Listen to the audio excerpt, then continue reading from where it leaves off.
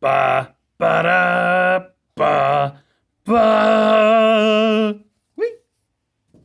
Hello, everybody out there on YouTube. It's your boy Maxwell coming to you with another video review. And in this week's video, we're going to be taking a look at the Transformers FlameToys Model Kit Optimus Prime G1 version.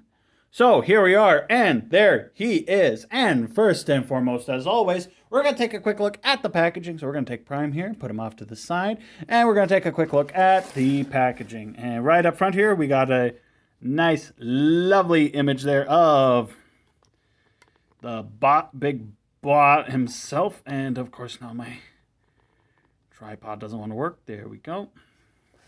Nice image there of Optimus Prime there. Model kit, Optimus Prime G1 version, Autobot. Up on the top here, we got the FlameToys for a model. Transformers Authentic. On the bottom, we got just Transformers, Optimus Prime model kit, Transformers, Optimus Prime, Transformers Authentic.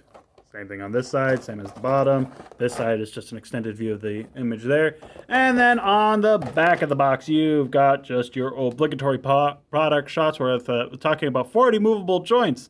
His posability, front and back detailing, the contents in the box, warning, and then Transformers Authentic. And that's basically it for the packaging.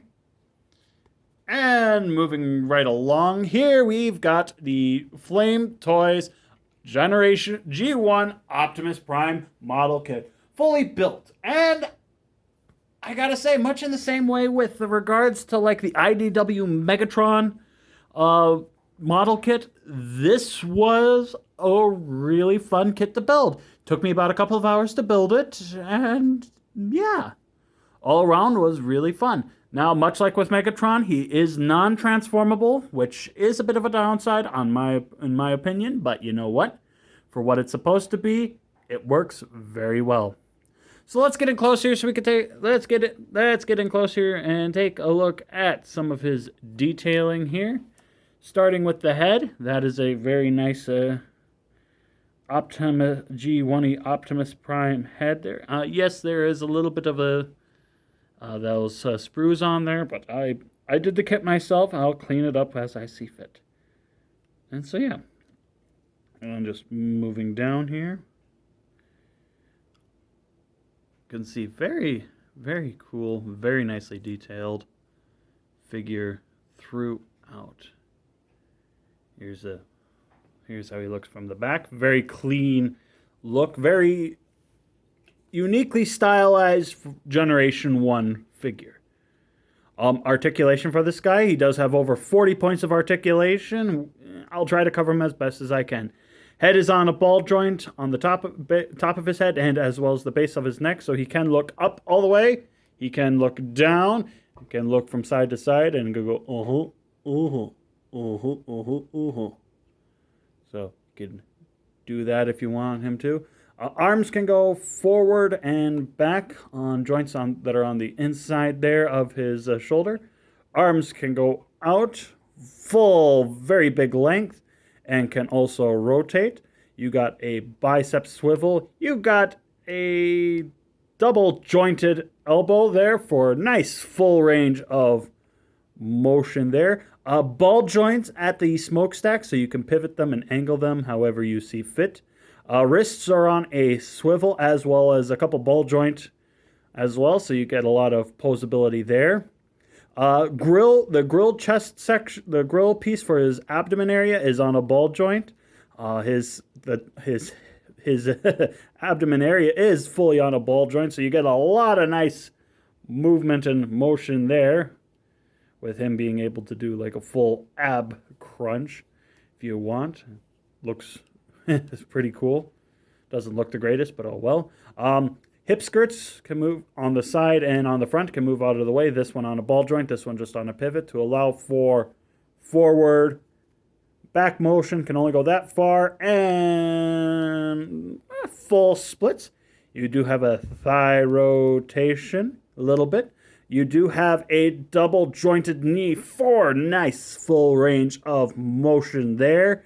And ankles are on a ball joint, so you can move them around however you see fit. And they and they're on a ball joint at the toes. Oh, and also if you want added articulation, I totally spaced this. His hips are on a little bit of slider joints, so you can slide the hips forward if you want full backward movement. So, and he has that on both sides. So yeah, there you got that. He does come also with a couple of other added features and accessibility capabilities.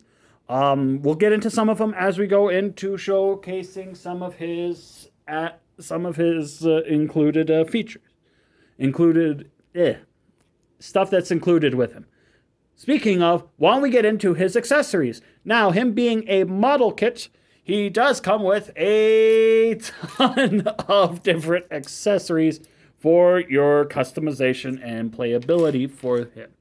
So we're gonna get started off with one of my favorite-ish accessories that he gets. He gets a pair of hands that are as if he's about to grab something. All done in nice blue and nicely detailed.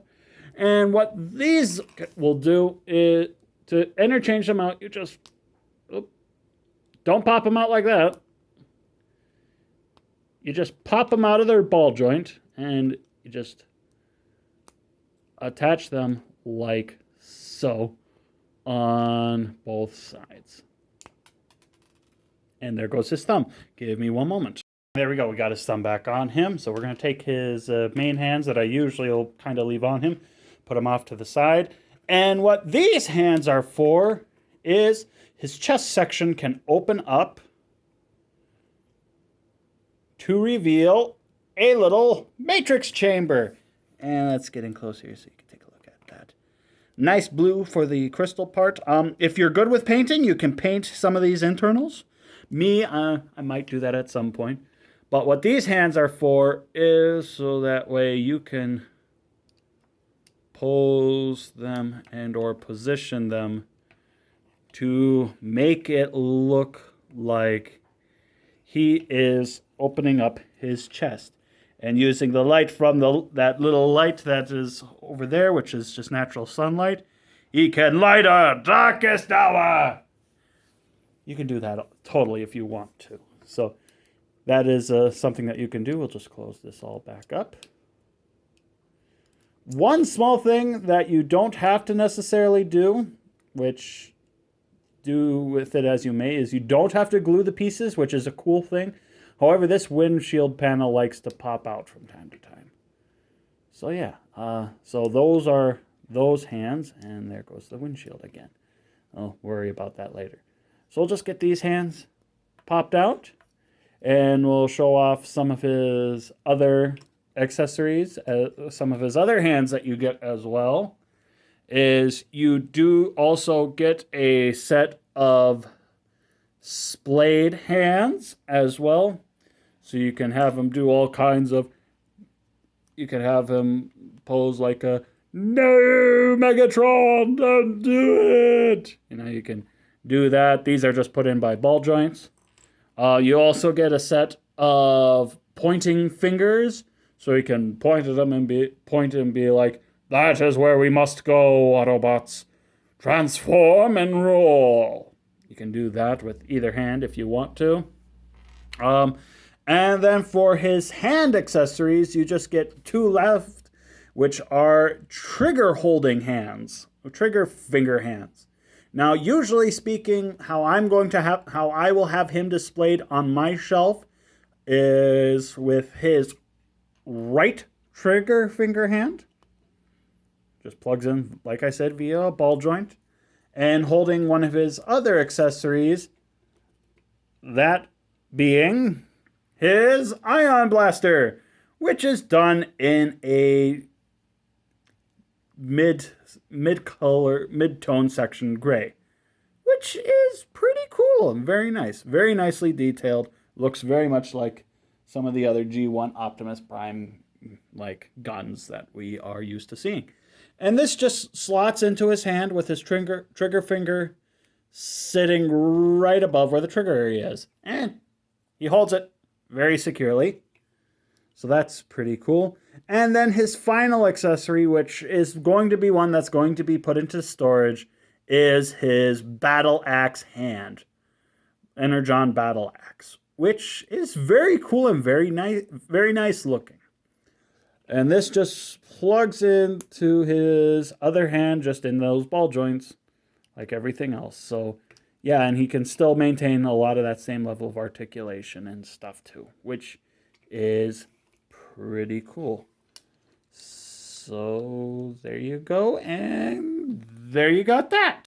And now for comparison, here he is next to the Thrilling 30s Orion packs, because that's how we roll on Maxwell's reviews. I do whatever I feel like I want. I compare whatever I feel like comparing.